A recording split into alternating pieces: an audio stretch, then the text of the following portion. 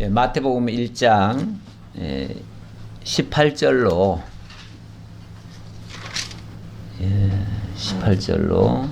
21절까지 우선 같이 한번 합독해 보겠습니다. 예수 그리스도의 나심은 이러하니라. 그의 어머니 마리아가 요셉과 약혼하고 동거하기 전에 성령으로 잉태된 것이 나타났더니 그의 남편 요셉은 의로운 사람이라 그를 드러내지 아니하고 가만히 끊고자 하여 이 일을 생각할 때에 주의 사자가 현몽하여 이르되 다윗의 자손 요셉아 내 아내 마리아 데려오기를 무서워하지 말라. 그에게 잉태된 자는 성령으로 된 것이라. 아들을 낳으리니 이름을 예수라 하라. 이는 그가 자기 백성을 그들의 죄에서 구원할 자이심이라 하니라. 아멘. 우선 21절까지 봉독했습니다. 오늘 말씀 중보자로 오신 그리스도에 대한 말씀을 증거하고 있는데요.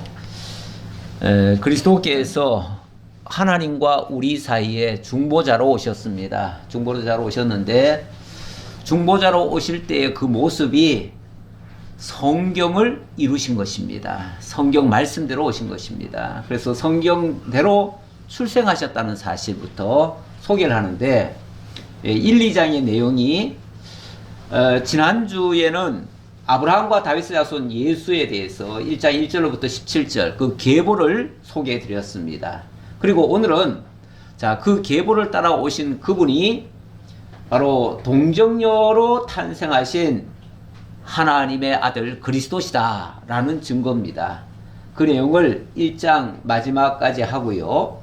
그리고 그분이 이 땅에 오실 때에 베들레헴이라고 하는 그 장소에서 태어나셨습니다. 그것도 구유에 누이고 마구간에서 태어나시는데 이렇게 될 것이 이미 성경에 예언되어 있었습니다. 그래서 그 예언대로 되어졌다는 사실을 증거하고요. 그리고 태어나자마자 예수님은 핍박을 받게 됩니다. 그래서 멀리 애굽으로 피난을 가셨다가 거기서 다시 올라와서 갈릴리에 살게 됩니다. 그래서 나사렛 땅에 살게 되는데 그렇게 되는 것도 역시 성경대로 되어지신 것이다. 그래서 예수님이 이 땅에 오신 것은 바로 성경대로 되어졌다라고 하는 것을 소개하기 위한 말씀인데요. 이거는 지난주에 이렇게 그 약속대로 오셨다. 그런데 그 계보를 통해서도 예수는 선지직의 그 계보를 따라서 오시고 왕직을 수행하신 분들의 계보를 따라 오시고 그리고 제사직을 수행하신 분들의 계보를 따라서 오신 걸 봐서도 이분은 선지자요 왕이요 제사장의 사역을 감당하실 분이다. 그래서 그리스도다라고 하는 증명을 계보를 통해서도 말씀을 드렸고요. 오늘 본론은 18절부터입니다. 18절 예수는 동정녀를 통해서 탄생되어졌다라는 말씀을 소개하고자 합니다. 18절 다시 한번 보면요. 예수 그리스도의 나심은 이러하니라. 그의 어머니 마리아가 요셉과 약혼하고 동거하기 전에 성령으로 잉태된 것이 나타났더니 지난주 그 16절에 보면요. 1장 16절에 보면 이런 말씀이 있어요. 쭉 계보를 얘기하다 말고 야곱은 마리아의 남편 요셉을 낳았으니 요셉까지 얘기해 놓고 그 다음에 마리아에게서 그리스도라 칭하는 예수가 나시니라 이렇게 얘기를 합니다. 예수가 계보를 따라서 쭉 얘기를 하다 말고 요셉에게서 예수가 나시니라 이렇게 말하지 않고 마리아에게서 예수가 나시니라 이렇게 얘기를 합니다. 마리아에게서 그리스도라 칭하는 예수가 나시니라. 이 말이 아주 특이하잖아요. 아니 요셉 계보를 얘기했으면은 요셉에게서 났다 이렇게 얘기를 해야 되는데 갑자기 요셉은 싹 빠지고 마리아에게서 그것도 그리스도라 칭하는 마리아에게서 그리스도가라 칭하는 예수가 태어났다 이렇게 결론을 얘기했어요. 그래 놓고 그래서 예수는 엄밀하게 말하면은 지금 계대를 얘기했지만 그 계대를 따라오신 것이 아니에요. 생물학적으로는 엄밀한 의미에서 그게 아니고 오히려 처녀 마리아에게서 태어났다는 것이 강조되어집니다. 이 처녀 마리아에게서 태어났다는 것을 동정녀 탄생이라 이렇게 얘기를 하는 것이죠. 그런데 처녀 마리아가 어떻게 아기를 낳을 수가 있습니까? 이거는 낳을 수가 없지요. 생물학적으로는 불가능하지요. 그래서 이것이 성령으로 잉태되어졌다 그 말입니다. 왜 성령으로 잉태되어져야 되는가? 이미 구약 성경 창세기 3장 15절 이하에서도 보면 장차 오실 그 메시아는 여자의 후손이 되어야 된다 이렇게 되어 있습니다. 여자의 후손으로 오실 것이고 여자의 후손이 뱀의 머리를 깨뜨릴 것이다 이렇게 얘기를 하고 있습니다. 그러니까 여자의 후손이 와야 되는데 인류에서는 모든 인간들은 다 남자의 후손입니다. 남자의 정충을 따라서 태어나기 때문에 그래서 남자의 후손이라고 얘기할 수밖에 없는데 예수만은 유일하게 여자에게서 태어났습니다. 그것도 처녀에게서. 그리고 그 처녀 탄생을 동정녀 탄생이다 이렇게 설명한다 그 말이죠. 그래서 예수는 성령으로 잉태되고 또 성경의 예언대로 처녀에게서 탄생했다는 것을 강조하는 장면이 이미 구약 성경에 여러 부분에서 예언이 되어져 있는데 그 중에 직접적으로 처녀가 잉태하여 아이를 낳을 것이다 라는 예언의 말씀이 이사야 7장 14절에 있습니다. 이거는 문자 그대로가 그렇게 되어 있기 때문에 그래서 이 부분을 하나 더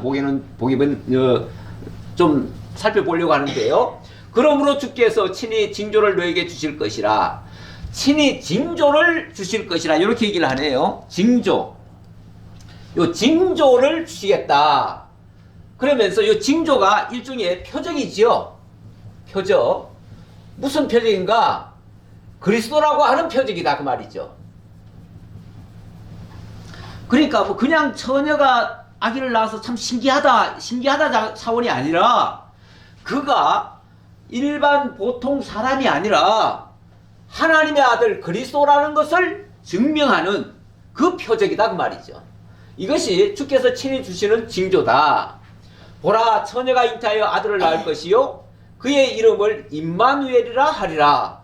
그런데 그가 태어나면 그가 임마누엘이라 불리어질 것이다. 그의 이름이 임마누엘이라고 그랬는데 이름이라고 하는 이 표현이 고유명사 이런 어떤 사람의 호칭 그런 이름도 있고요. 또 아니면은 그 사람이 어떻게 불리어질 것인가, 그가 무슨 일을 할 것인가 이걸 가리키는 사역적인 이름이 또 있지요. 사역적인 이름이 있는데 바로 이렇게 그리스도가 오셔서 그 그리스도가 우리와 함께 영원히 함께 하실 것이다 이 말이에요. 임마누엘이라는 이름은 이렇게 이제 우리가 지금 뭐 누구 호칭 부르는 그 이름이 아니고 그가 오셔서 그리스도라는 그 직으로 오셔서 임마누엘이라는 말은 하나님이 우리와 함께 하신다라는 말이거든요. 하나님이 우리와 함께 하신다. 그러니까 이분이 그냥 인간이 아니라 하나님으로서 우리와 함께 하실 분이다 그 말이죠. 하나님으로서 우리와 함께 하실 그분이 바로 그리스도다 이 예언의 말씀이었다 그 말이죠. 그러니까 이분은 반드시 그리스도여야 되는데 그리스도는 여자의 후손으로 와야 되고 여자의 후손이니까 당연히 처녀에게서 잉태되어지고 처녀가 탄생하게 되어진다 그 말이죠. 그래서 이렇게 되어지는 것은 바로 성령으로 잉태된 것이고 이것은 예언의 말씀대로 되어진 것이다 라는 뜻입니다. 자, 그런데 이 마리아가 이 예수를 잉태하고 그리고 태어나게 하기까지의 과정이 아주 독특하지요. 어떻게 설명됩니까? 그의 어머니 마리아가 요셉과 약혼하고 동거하기 전에 이렇게 얘기를 합니다. 약혼하고 일단은 약혼이라는 것을 하지요. 약혼을 하고 그 다음에 동거하기 전에 동거를 했죠. 약혼하고 동거 요 두 단어가 나왔는데요. 약혼이라는 것을 해서 어찌 보면 약혼을 하게 되면 아직 완전 합법은 아니겠지만은 일단은 사회에서 용인하는 그런 법적인 보호 안에 들어가게 되는 거죠. 보호 안에 들어가게 되고, 그리고 아직 동거는 안 했습니다. 동거를 안 했으니까 처녀성은 그대로 유지가 되죠. 자, 처녀인 상태를 설명을 하면서, 그러나 약혼을 했기 때문에 법적으로는 부부라고 인정받을 수 있는 그 상황. 근데 왜 이 상황이 필요하지요? 이 상황이 꼭 필요합니다. 이 상황이 안 되면, 만약에 약혼하지 않은 상태에서 처녀 마리아가 아기를 낳는다? 이건 그 당시 사회로서는 인정할 수 없는 일입니다. 용납이 안 되는 상황이에요. 만약에 처녀가 아기를 낳는다면 틀림없이 어떤 문제가 있었을 것이고, 그 문제 있는 여자는 그 당시 사회법으로는 돌에 맞아 죽임을 당해요. 그러니까 만약에 약혼을 안 한 상태라 같으면은 마리아는 도저히 아기를 낳을 수 없는 상황이죠. 낳을 수 없는 상황이에요. 그런데 일단은 약혼을 했으니까 법적으로는 보호를 받는 상태인데, 동거를 안 했으니까 여전히 처녀성은 유지하고 있다. 요 두 가지의 조건이 충족이 되어지는 거죠. 이 상황에서 지금 이야기가 전개되고 있는데, 그런데 아무리 그럴지라도 그의 남편 입장에서 봤을 때는 이거는 또 용납이 안 되는 부분입니다. 그래서 그의 남편 요셉은 의로운 사람이라 그를 드러내지 아니하고 가만히 끊고자 하여, 이렇게 얘기를 하네요. 그런데 분명히 약혼은 했지만은 동거를 하기 전이니까 아기를 낳을 수 없는 상황인데, 아니 임신을 해가지고 배가 불러와요. 이 모습을 보고 그 요셉이 도저히 이거는 용납이 안 된다. 그런데 아마 좀 못된 사람 같으면은 도대체 이게 어떻게 된 영문이냐 하고 따지고, 그리고 파혼으로 가겠죠. 약혼을 파기하겠죠. 그렇게 갈 텐데, 그렇게 이 사람은 의로운 사람이래요. 다시 말하면 좀 착한 사람이에요. 착한 사람이니까 모질게 그렇게는 못하겠고, 그래 내가 그냥 같이 안 살면 되지. 그리고 가만히 끊고자 했대요. 그런데 그렇게 되면 진짜 의로운 일인가요? 그게 위하는 일인가요? 가만히 끊어버리면 어떻게 되죠? 그러면 어차피 그 사람은 이미 결혼하기 전 상태로 되돌아가기 때문에 결국은 그 상태에서 아기를 낳으면 또 돌에 맞아 죽어요. 그거 위하는 게 아니에요. 그건 전혀 의롭다고 자기 딴에는 최대한 자선을 베푸는 행위겠지만, 결과적으로는 그거는 아들을 못 낳게 하는 결과가 돼버리죠. 그래서 그거는 그 자체가 사실은 또 그렇게 되어지면 안 됩니다.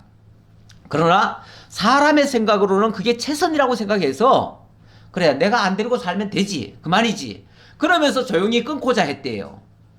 자, 이런 계획을 어떻게 끊을까, 요거를 이제 구상하고 있는 중에 이 일을 생각할 때에 주의 사자가 현몽하여 이르되, 갑자기 주의 천사가 나타난 거예요. 천사가 나타나서 하는 말이, 다윗의 자손 요셉아, 너의 아내 마리아 데려오기를 무서워하지 말라. 그에게 잉태된 자는 성령으로 된 것이라. 무서워하지 말라. 이 상황을 두렵게 생각하지 말아라. 이 마리아가 잉태한 것은 어떤 부정에 의해서가 아니라 바로 성령으로 된 것이야. 그러니 두려워하지 말고, 달리 생각하지 말고 그냥 아들을 낳아라, 그 말이죠. 아들을 낳아라. 그래서 21절에 아들을 낳으리니 그가 아들 낳을 거야, 그 말이죠. 아들 낳을 건데 그 이름을 예수라 하라. 이번에는 이름을 직접 지어주라고 합니다. 이건 진짜 그 사람의 이름이 되는 거죠. 그래서 예수라고 이름을 짓는데, 왜 예수라고 이름을 지으라고 하냐면 거기에 대한 설명까지 나옵니다. 이렇게 지어야 되는 이유를 이렇게 밝힙니다. 이는 그가 자기 백성을 그들의 죄에서 구원할 자이심이라 하니라.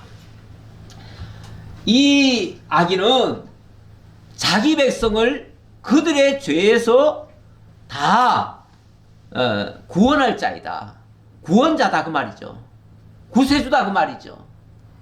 사실은 구세주라는 말은 온 세상을 다 구원한다는 말인데 구세주보다는 구원주라는 말이 원래는 더 맞아요. 예. 이 구원할 자가 누구냐면은 바로 메시아입니다. 메시아. 그러니까 구약에 하나님께서 구원자를 주시겠다고 말씀하셨는데 그 구원자는 바로 메시아 주겠다는 얘기예요. 메시아를 통해서 구원하시겠다는 얘기예요. 그러니까 그 아들은 이제 구원할 자 바로 메시아. 메시아는 다른 말로 또 그리스도니까 결국 그리스도다라는 말이죠. 그리스도인데 그런 일을 하러 오신 분이니까 예수라고 이름을 지어라. 이렇게 이름까지 지어줍니다.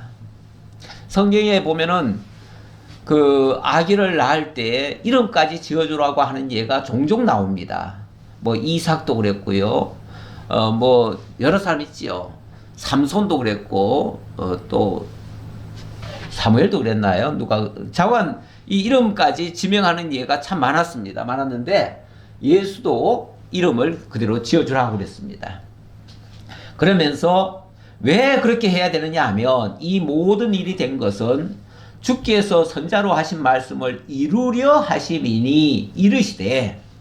자, 이게 성경을 읽어야 되기 때문에 그렇다. 하나님이 그렇게 이미 선자들을 통해서 약속을 해주셨기 때문에 그걸 이루려면 당연히 그렇게 돼야 된다라고 말씀하신 거죠.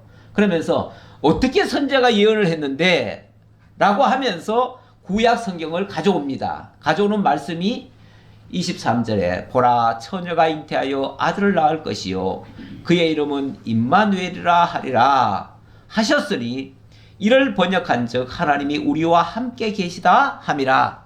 자, 이게 이제 7장 14절 이걸 가져왔다 그 말이에요. 이 말씀을 가져와서 거기에 임마누엘이라고 하지 않더냐. 임마누엘이란 말은 하나님이 자기 백성과 함께 거한다는 얘기 아니냐. 그러니 그렇게 함께 거하시는 그분이 바로 그리스도 아니냐.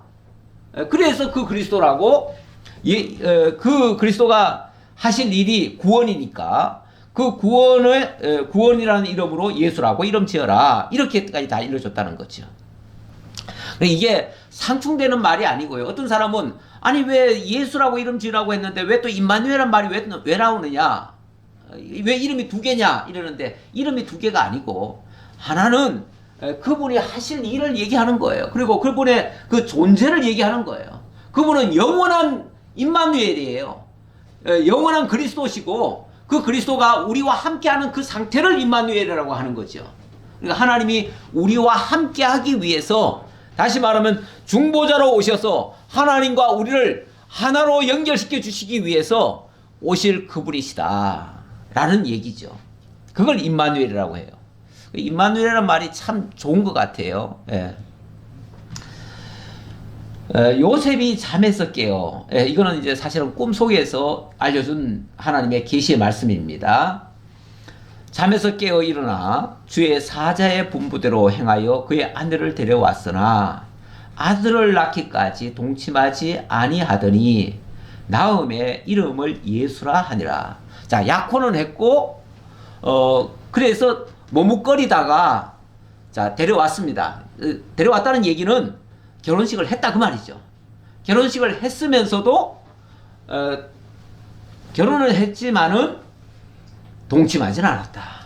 이게 이제 그 처녀성을 보존한 거죠. 보존하면서 결국은 동정녀로 탄생이 되게끔 이렇게 했다. 이게 바로 성경을 그대로 이룬 것이다. 만약에 이게 깨어지는 순간 여자의 후손이라는 그 자체도 깨어지기 때문에 그래서 하나님께서 이걸 지키게 하시려고 아들을 낳기까지 동침하지 아니하였다라고 했는데 이 아들을 낳기까지 동침하지 않았다는 말은 아들을 낳고 나서는 동침했다는 얘기죠. 그리고 그 뒤에는 실제로 이 마리아가 이 요셉의 아들을 한 서너 명을 더 낳습니다. 한 3명 정도를 더 낳습니다. 그리고 딸도 또 한 2명 이상을 낳습니다. 정확한 숫자는 아닌데, 왜냐하면 들이라고 했기 때문에, 몇 명인지 정확히는 모르는데 그 이상입니다. 최소한 한 5명 이상은 낳았어요. 최소한. 그런데 이제 천주교에서는 이 마리아의 이 동정녀를 강조하기 위해서 영원한 동정녀라고 이름을 갖다가 붙여버리죠. 여기다 영원한이라고 넣어버리죠. 영원한 동정녀라고 하니까 영원히 동침하지 않았다는 얘기가 돼버리고, 그렇게 되어지면 완전히 이분은 이제 무음한 상태가 돼가지고, 그래서 천주교에서는 성모 마리아는 무음 시태 또는 무음이다 이렇게 얘기를 합니다. 그러니까 흠이 전혀 없다고 말이죠. 전혀 없고 죄도 짓지 않으셨고 심지어는 원죄까지 없다고 그래요. 그래가지고 원죄도 없고 죄도 없으니까 그분은 죽을 이유가 없어요. 사람이 왜 죽습니까? 다 죄 때문에 죽거든요. 다 죄 때문에 죽습니다. 그러니까 죄의 몸은 멸해져야 되는 거예요. 그래서 죽음이라고 하는 과정을 거치는데, 그렇다고 내가 오늘 죄 지었으니까 그 죄값으로 내일 죽는다는 말이 아니라 근본적으로 사람은 다 죄인이에요. 그래서 온전하게 의롭게 되기 위해서는 이 죄의 몸은 멸하고 의의 몸으로 바꿔야 돼요. 그래서 새롭게 되는데, 이 마리아는 영원한 동정녀고 영원한 무음이기 때문에 그래서 죽을 이유가 없어요. 그래서 마리아는 죽은 게 아니고 승천했다고 그랬죠. 부활 승천했다 이렇게, 아니 부활 승천인가 어떻게 얘기하는가, 뭐 자관 죽을 이유가 없어요. 그래가지고 하나님 보좌 우편에서 그냥 같이 있는 거예요. 그냥 같이 있으면서 사람들이 기도할 때, 그래서 이제 하나님 보좌 옆에 있으니까 우리가 마리아에게 기도하는 거죠. 마리아에게 기도하면 마리아가 그 역할을 대신해 줍니다. 쉽게 말하면 우리의 이야기를 하나님 아버지께 또는 아들 예수 그리스도께 전달하는 거죠. 누구가 이렇게 기도하는데 아들아 잘 들어줘라 이렇게 얘기한다는 거죠. 그러니까 실제 중보자는 누구가 되는 거죠? 마리아가 중보자가 되어버려요. 그래서 천주교와 우리의 큰 차이는, 우리는 예수 그리스도가 유일한 중보자라고 말하는데 천주교에서는 중보자가 하나 더 있는 거예요. 더 있어가지고 바로 마리아가 중보자가 되어져 버려요. 그래서 마리아한테 기도를 자꾸 하는데, 그거는 자꾸 예수의 영원한 동정녀성을 강조하기 위해서 그렇게 말한 건데 그거는 전혀 아니라는 걸 말씀드리고요. 자, 그리고 이게 이제 요셉이 천사의 분부대로 마리아를 보호하는 그러한 장면인데, 이거는 마리아 인간을 보호한다는 의미가 아니라 그 처녀성을 보호한 거예요. 그래서 그 마리아가 동정녀로서 그 예수를 낳도록 그렇게 해서 여자의 후손으로 오신 것을 증명하기 위해서 그렇게 하였다라고 보시면 되겠습니다. 자, 그렇게 보시고요. 자, 2장으로 넘어갑니다. 자, 예. 2장 1절입니다. 헤롯 왕 때에 예수께서 유다 베들레헴에서 나심에 동방으로부터 박사들이 예루살렘에 이르러 말하되 유대인의 왕으로 나시니가 어디 계시냐? 우리가 동방에서 그의 별을 보고 그에게 경배하러 왔노라 하니. 자, 2장은 언약대로 예수께서 베들레헴에서 탄생하셨다라는 사실을 증명하는 내용이 되겠습니다. 자, 그런데 예수님이 유대 베들레헴에서 나셨다 이렇게 얘기를 하네요. 유대 베들레헴이라고 하는 곳은 원래 예수님이 사시던 그 동네는 아니에요. 그런데 본적지에 가서 호적을 하라고 하는 명이 그때 떨어집니다. 그때 가이사 아구스토가 정권을 잡고 호구조사를 했어요. 호구조사가 가끔씩 합니다. 가끔씩 하는데 이스라엘의 인구조사를 하기 위해서 명령이 떨어졌는데, 어디 가서 살든지 간에 다 본적지에 가서 호적을 등록해라 이렇게 명령이 떨어져요. 그 당시에 그 요셉과 마리아는 갈릴리 지역에 살았습니다. 정확히는 어딘지 몰라요. 모르는데 갈릴리라고 추정을 하는 거죠. 그런데 갑자기 본적지에 가서 호적을 하라고 하니까 이 베들레헴 땅에 오게 됩니다. 그런데 그때 마침 배가 너무 많이 불렀던 거예요. 그런데 그래도 뭐 국가의 명령이니까 따라야죠. 그래서 베들레헴에 왔는데 와가지고 갑자기 아기를 낳게 되는 겁니다. 이게 나중에 알고 보니까 이게 성경대로 됐다 그 말이죠.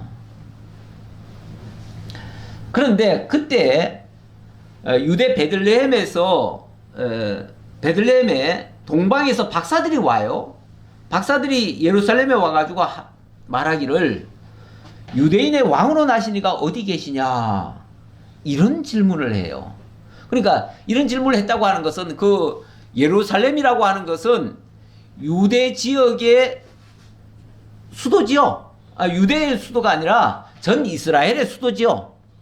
그러니까 거기에 모든 유명인사는 거기에 다 있을 것이고 특히 만약에 왕의 급에 있는 사람이 있다면은 당연히 예루살렘에 있겠죠.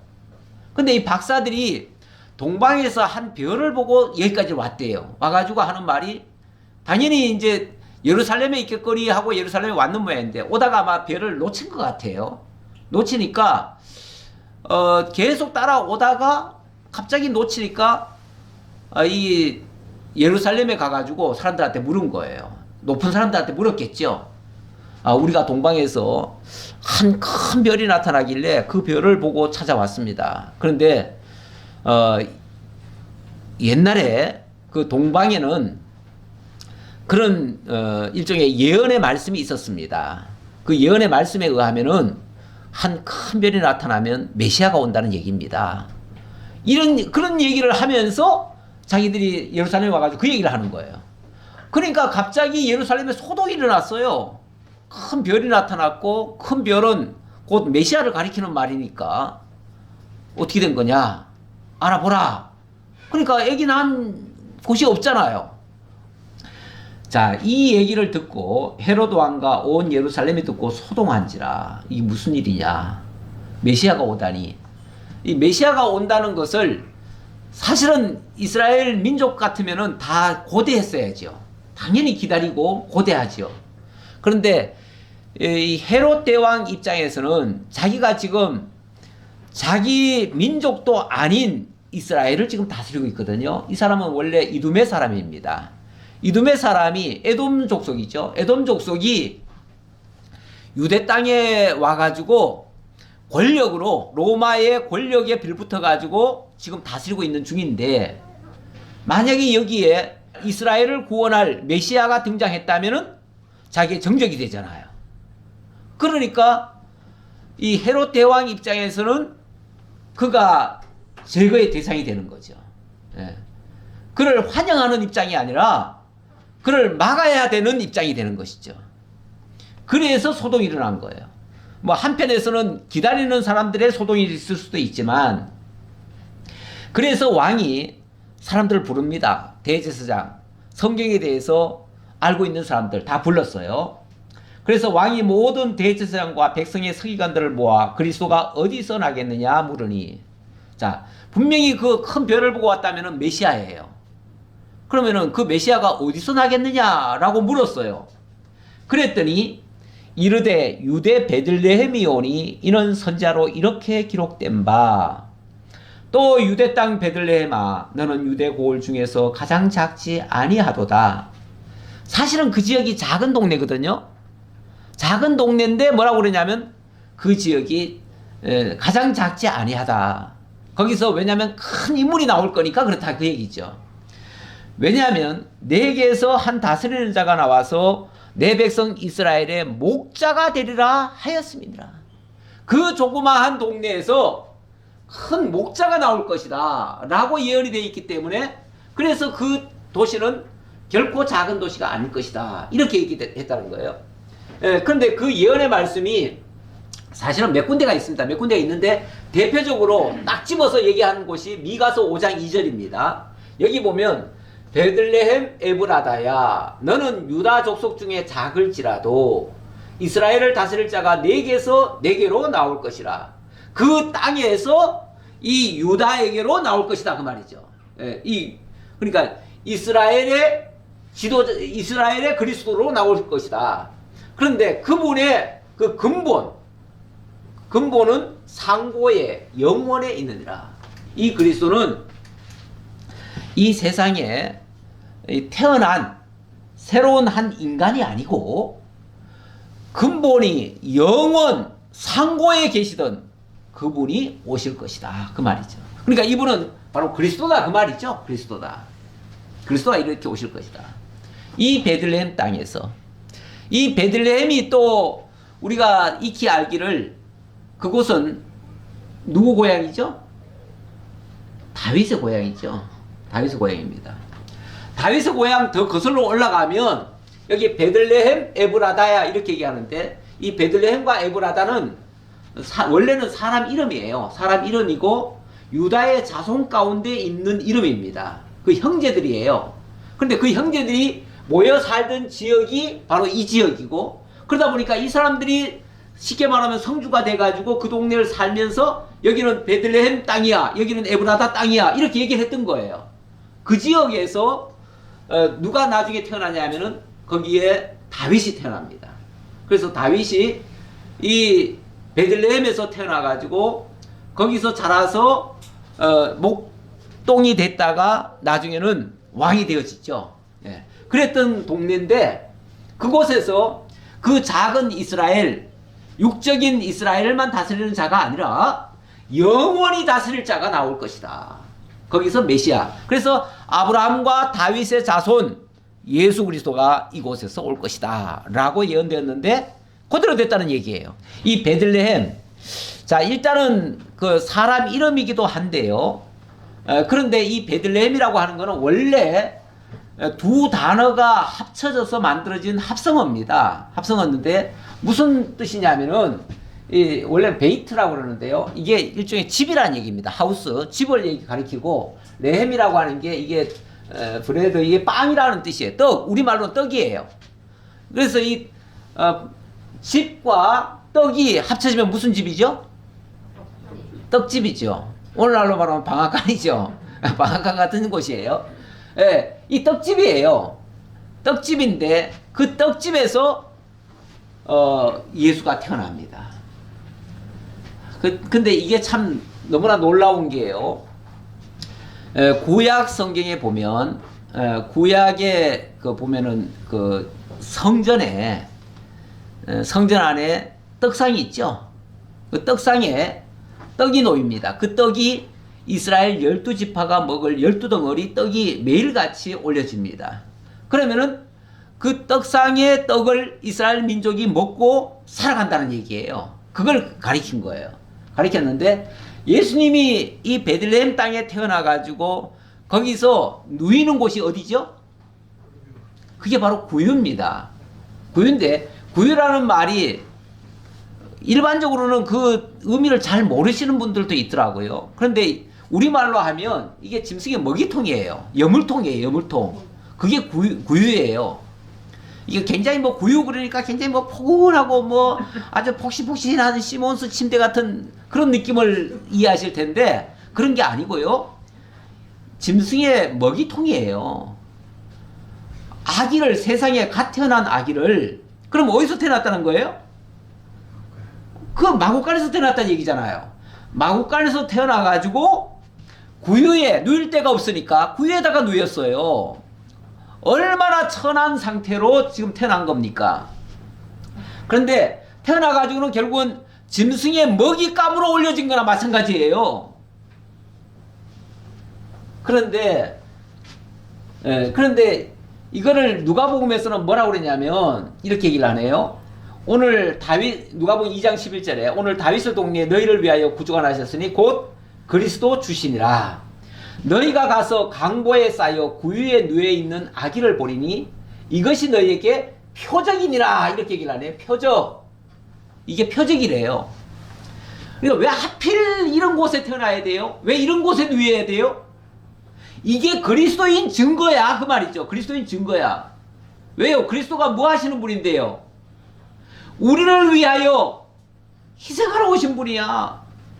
당신을 주어서 먹고 살게 하려는 거야. 새 생명 얻게 하려는 거야. 그래서 요한복음 6장에 보면은, 요한복음 6장 이하에 보면은 예수님이 내가 하늘로서 온 산떡이래요. 그래서 나를 먹으면 살리래요. 그래서 나를 먹으래요. 내 살을 먹고 내 피를 마시는 자는 영원히 살리라 이렇게 얘기를 해요. 그게 그리스도가 하실 일이거든요. 그리스도가 우리를 위하여 뭐하러 오셨느냐? 영광 받으러 오신 거 아니고요. 대접 받으러 오신 게 아니고 우리를 위하여 자기를 찢어 죽이기까지 하시기 위해서, 자기를 희생하기 위해서 오셨다는 거예요. 희생하기 위해서 오려니까 짐승 같은 우리에게 먹이가 되어주시려니까 짐승의 먹이통 위에 누이시는 거죠. 이게 이제 표적이에요. 표적. 그러니까 그리스도인 증거다 그 말이죠. 그리스도 증거. 증거를 하기 위해서 다 그렇습니다. 지금 구약의 모든 내용을 이 그리스도의 표적으로서 이렇게 증거를 하고 있는 겁니다. 자, 이렇게 되어질 것을 가리키고요. 자, 그래 놓고 자, 7절 봅시다. 이에 헤롯이 가만히 박사들을 불러 별이 나타난 때를 자세히 묻고 베들레헴으로 보내며 이르되 가서 아기에 대하여 자세히 알아보고 찾거든 내게 구하여 나도 가서 그에게 경배하게 하라. 자, 일단은 예루살렘에 와가지고 막 사람 이렇게 뭘 찾습니다 하니까 이것이 이제 왕에게 보고가 됐고, 왕이 이 메시아라는 말에 그냥 놀래가지고 도대체 네가 그 메시아를 많이 찾는다면은, 그러니까 겉으로는 또 놀란 척 하면 안 되잖아요. 그러니까 겉으로는 만약에 네가 메시아를 찾거든 나도 경배하려고 한다. 그러니 알려달라. 그래놓고 뒤에 가서 이제 죽이려고 이런 생각을 한 거죠. 자, 그런데 박사들이 왕의 말을 듣고 갈새 동방에서 보던, 일단 이제 베들레헴이라고 하더라. 메시아가 어디서 나겠느냐 하니까 메시아라면은 당연히 베들레헴에서 나야 맞지. 여기 예루살렘은 아니다. 근데 예루살렘과 베들레헴 거리는요 얼마 안 돼요. 뭐 서울에서 부천 정도 거리일 거예요. 아마 여기 인천과 부천 거리일 거예요. 조금밖에 안 돼. 뭐 아마 한 5km인가밖에 안 될 거예요. 지리상으로.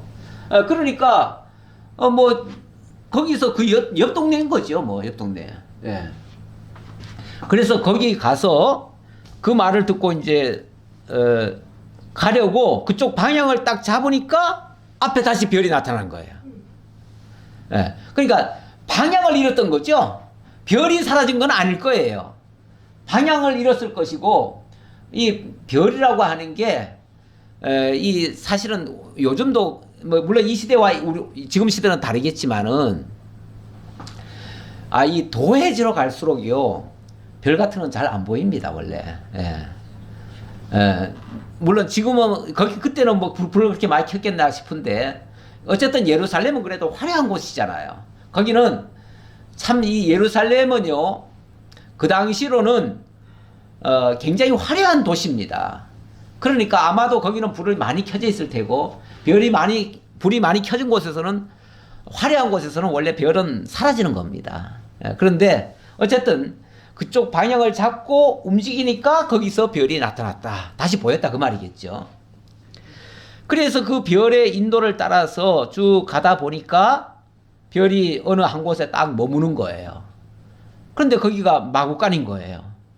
그래서 들어가 보니까 그들이 별을 보고 매우 크게 기뻐하고 기뻐하더라. 집에 들어가 아기와 그의 어머니 마리아가 함께 있는 것을 보고 엎드려 아기께 경배하고 보배함을 열어 황금과 유향과 모략을 예물로 드리니라. 자, 드디어 다시 그 구유를 찾았습니다. 그 마구간을 찾았습니다. 그래서 박사들이 이제 그쪽으로 가게 됐는데, 그 가서 보니까 아기가 구유에 누워 있는 거예요. 뭐 그때까지 누워 있었는지 뭐 어디 있었는지 모르지만 자고는 아기께 경배를 했다 그럽니다. 들어가자마자 아기가 보였고 아기를 보자마자 아기께 경배했다 그럽니다. 분명히 그의 어머니와 아기가 함께 있는데 엎드려 경배한 곳은 어디죠? 아기께죠. 아기께 경배했다. 그러니까 마리아에게 경배한 건 아니에요. 예. 어쨌든 아기께 경배했다는 얘기를 말씀드리고요. 근데 여기서 이제 궁금한 게 하나 있겠죠. 뭐가 궁금합니까? 아니 이 박사들이 어떻게 별을 따라서 여기까지 왔을까? 이 동방의 박사라는데, 동방의 박사라는 말은 동쪽 지역에 있는 다른 나라의 박사라는 얘기예요. 저기 그러니까 갈대아 쪽에서 왔다는 얘기예요. 그쪽에 있는 박사들이 어떻게 알고 왔을까? 근데 일찍이 민수기 24장 17절 이하에 보면 발람의 예언이라는 게 있습니다. 그 발람이 원래는 이 사람은 그 하나님의 선지자는 아니에요. 이방 선지자예요. 이방 선지자인데 원래는 하나님의 명을 어기고 이스라엘 백성들을 저주하려고 했어요. 근데 아무리 저주하려고 해도 하나님이 그의 입술을 들어다가 딴 말을 하게 해요. 오히려 이스라엘을 축복하게 만들어요.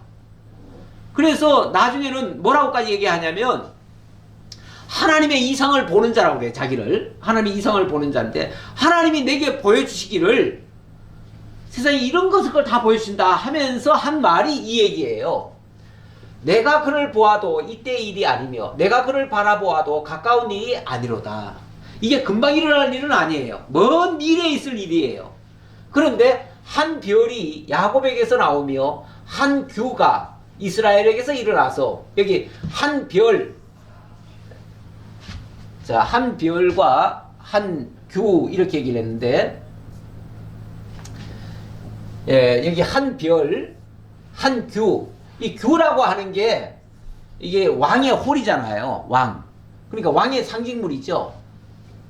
근데 한 규라고 하는 것은 유일한 규란 얘기잖아요. 예.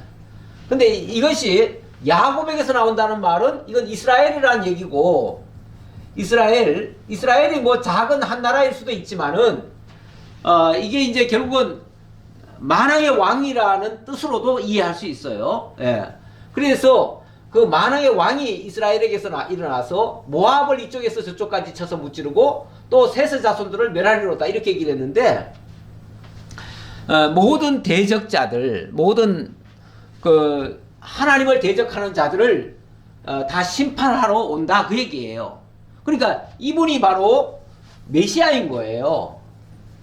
메시아고, 이분은 어느 한 지역의 왕이 아니에요. 한 지역의 왕 같으면은 뭐하러 그 먼 나라에서 오겠어요. 이분은 그냥 한 지역의 왕이 아니라 만왕의 왕이다 이렇게 지금 이해를 하고, 그 예언의 말씀이 있었기 때문에 한 큰 별, 특이한 별이 있길래, 이 사람들 천문학자들입니다. 천문학자들인데 별을 연구하다가 갑자기 큰 별이 나타나니까 그 별을 따라서 여기까지 온 거예요. 근데 이거는 벌써 시간적으로는 꽤나 오래됐겠죠. 꽤나 오래됐을 텐데 멀리 걸려서 왔으니까. 근데 어쨌든 그 메시아를 만나기 위해서 왔습니다. 그래서 이것도 일종의 표적입니다. 이분이 그리스도가 아니라면 이 동방에서 박사들이 올 리가 없고, 그리고 이렇게 예언이 되지 않았다면 그 박사들은 이런 별 보고 올 이유가 없습니다. 그러니까 이 예언의 말씀이 이 박사들로 하여금 표적을 보여준 거예요. 이분이 그리스도다라고 하는 증명을 해준 거예요. 증명을 해줬고, 그 박사들이 와가지고 이 아기께 경배를 하면서 그 아기께 보배함을 열었어요. 열었는데 그 보배함에서 꺼낸 그 보물이 세 가지입니다. 세 가지인데 그걸 보니까 이렇게 얘기를 하네요.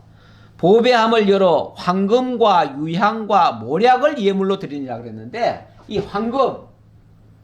황금과 유향과 모략, 이 세 가지를 드렸다고 합니다.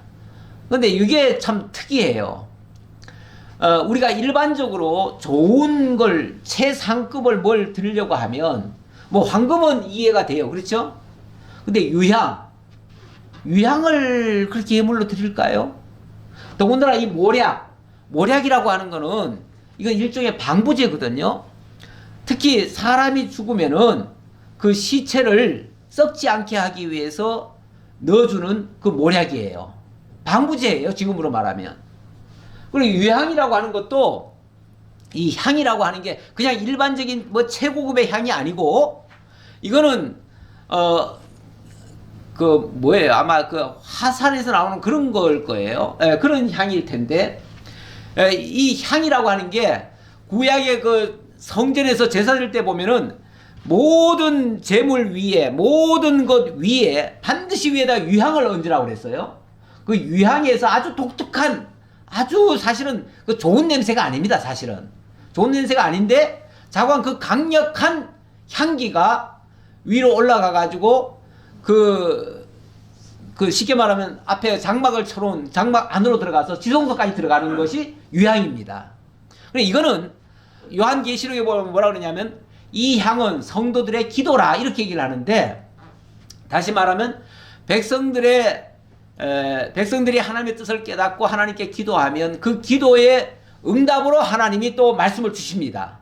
그래서 하나님과 우리 사이에 서로 교통하는 수단이 향이에요. 향. 이 수단이 향이고, 그 향은 다르게 얘기하면 그게 하나님의 말씀 아닙니까? 그 하나님의 말씀을 하나님과 우리 사이에 서로 전달하는 매개체가 유향인데, 그게 바로 선지자가 하는 역할이에요. 그리고 이 황금이라고 하는 건 뭐 다 아시다시피 황금은 임금의 상징 아닙니까? 그래서 임금은 항상 그 금관을 쓰잖아요. 금관을 쓰고 금으로 모든 걸 다 금으로 합니다. 그래서 이거는 왕에게 합당한 예물이 되겠고요. 황금은, 유향은 선지자들에게 합당한 예물이 되겠고, 이 모략이라고 하는 거는 아까 그 시체에다가 넣는다고 그랬잖아요. 그래서 예수님이 죽으시니까 거기다가 모략을 넣잖아요. 예. 죽음을 가리키는 거니까. 이 죽음이라고 하는 게, 현상은 죽음이지만 이게 바로 희생입니다. 이 모든 희생은 이 제사장을 통해서 이루어지는 겁니다. 그래서 이 예물은 제사장에게 합당한 예물이다. 왜 그 아기에게 황금을 드리고 유향을 드리고 모략을 드렸는가? 다시 정리하면 이 아기는 만왕의 왕이시고 또 참 선지자시고 영원한 제사장이시다. 이걸 얘기한 거다 그 말이에요. 그러니까 이 일을 동시에 하시는 분이 누구예요? 그리스도시죠. 사실 이 박사들은 예수라는 이름은 몰랐을 거예요. 모르고 왔을 거예요. 그런데 이분은 분명히 하나님이 일찍이 약속하셨던 메시아다. 이거는 알고 왔단 말이에요. 메시아인 줄. 그러니까 오자마자 예루살렘에서 물은 것도 그거 아닙니까? 여기서 메시아가 태어났는데 그 그리스도가 어디 있습니까? 이렇게 물은 거 아니에요? 그리스도인 줄 알고 왔어요. 그리스도인 줄 알고 왔으니까 그리스도에게 합당한 예물을 드린 거다 그 말이에요. 그러니까 이 예수는 틀림없는 하나님의 그리스도시다. 영원하신 그리스도시다. 그 말이죠. 자, 이렇게 해서 이 박사들이 이렇게 예물을 드린 것도 표적이고요. 별을 따라온 것도 표적이고요. 예. 앞에서 그 구유에 누인 것도 표적이고요. 다 표적인 거예요. 표적이란 말은 예수가 그리스도이신 증거다 그 말이죠. 확실한 증거다. 그래서 예수가 그리스도라는 것을 부인할 수가 없습니다. 부인하려야 할 수가 없어요. 자, 이렇게 예물을 드리고 이제 자기들 할 일을 다 했잖아요. 표적을 다 보여줬잖아요. 자, 그랬으니까 이제 돌아가야 되는데, 그들은 꿈의 헤롯에게로 돌아가지 말라 지시하심을 받아 다른 길로 고국에 돌아가니라. 예. 원래는 왔던 길로 가야 맞지요. 그리고 가다가 왕이 명한 거니까 일러줘야지요. 아, 우리가 여기 베들레헴 요 작은 구유에 보니까 아기가 있습니다. 알려줘야 맞지요.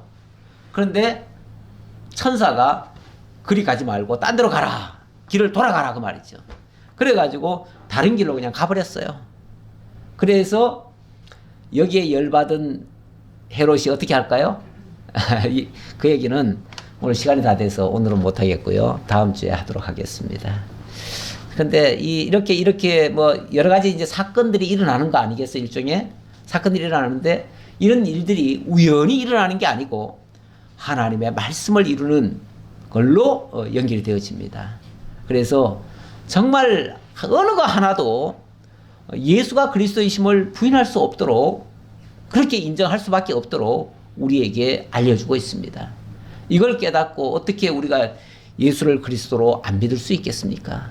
예수를 그리스도로 믿는 그들이 바로 참 하나님의 백성인 것을 말씀드리고요. 네. 자, 오늘 결론은 제가 요한복음 6장 48절 가져왔습니다. 왜냐하면 아까 그 구유에 누인 아기가 바로 표적이라고 말씀하셨잖아요. 그러면 예수님이 바로 그 일을 하러 오셨다는 건데 그 일이 무슨 일인가를 요한복음에서 잘 설명하고 있어요. 요한복음이 상당히 길고요. 6장이 상당히 길고 거기에 대한 내용이 너무 자세하게 나와 있습니다. 다는 못 읽고요. 제가 이것만 읽어드리겠습니다. 내가 곧 생명의 떡이니라. 너희 조상들은 광야에서 만나를 먹었어도 죽었거니와 이는 하늘로서 내려오는 떡이니 사람으로 하여금 먹고 죽지 아니하게 하는 것이니라. 나는 하늘에서 내려온 살아있는 떡이니 사람이 이 떡을 먹으면 영생하리라. 이 세상에 있는 양식들, 일용할 양식, 그거 먹으면은 그 다음날 또 굶주리고 결국은 그것 때문에 다 죽습니다. 그런데 내가 주는 떡은 이 땅에서 나는 떡이 아니라 하늘에서 내려온 떡이다. 그러니까 예수님은 우리들의 생명의 양식으로 오셨는데 생명의 양식이 땅에서 나는 양식이 아니고 하늘로부터 온 양식이다 그 말이죠. 이 양식을 먹는 자는 영원히 살리라. 왜요? 하늘에서 내려온 양식이니까. 하늘 양식이니까. 세상 양식은 물을 먹으면은 잠시 전에 먹었어도 조금 있으면 목이 마릅니다. 떡을 먹었어도 아침 먹고 나면 점심이면 또 배고픕니다. 예, 그리고 또 며칠 굶으면 죽어요. 그런데 우리 주님의 양식, 하늘로부터 내려온 이 양식은 영원한 양식이고, 그래서 내가 줄 떡은 그 세상의 생명을 위한 내 살이니라. 바로 이 세상에 있는 당신의 택한 백성들을 구원하기 위해서 내어주는 양식이다. 이 양식을 먹고 살아라. 그러니 내 살을 먹고 내 피를 마시라. 이걸 이제 제가 성찬식회 때도 말씀을 드렸었는데, 바로 우리 주님이 그걸 위해서 이렇게 희생제물로 이 땅에 오신 겁니다. 너무나 감사하지요. 기도하겠습니다. 아버지 감사합니다. 오늘도 마태복음 1, 2장을 통해서 우리 주님이 참으로 중보자로 오신 그리스도이심을 여러 각도에서 확실하게 증거해 주셔서 너무나 감사합니다. 이 확신을 가지고 우리가 진리의 말씀에 거하고, 하나님의 말씀은 살았고 운동력이 있어서 반드시 그대로 이루어진다는 사실을 믿고 이 거친 세상 정말 위협적인 일 앞에서도 두려워하지 아니하고 담대하게 살아갈 수 있게 하옵소서. 그리고 하나님의 영광을 보고 널리 높이 찬양하는 저희들 입술 다 되게 하옵소서. 모든 영광 주님 홀로 받으시옵기를 간절히 바라옵고 예수님 이름으로 기도하옵나이다. 아멘.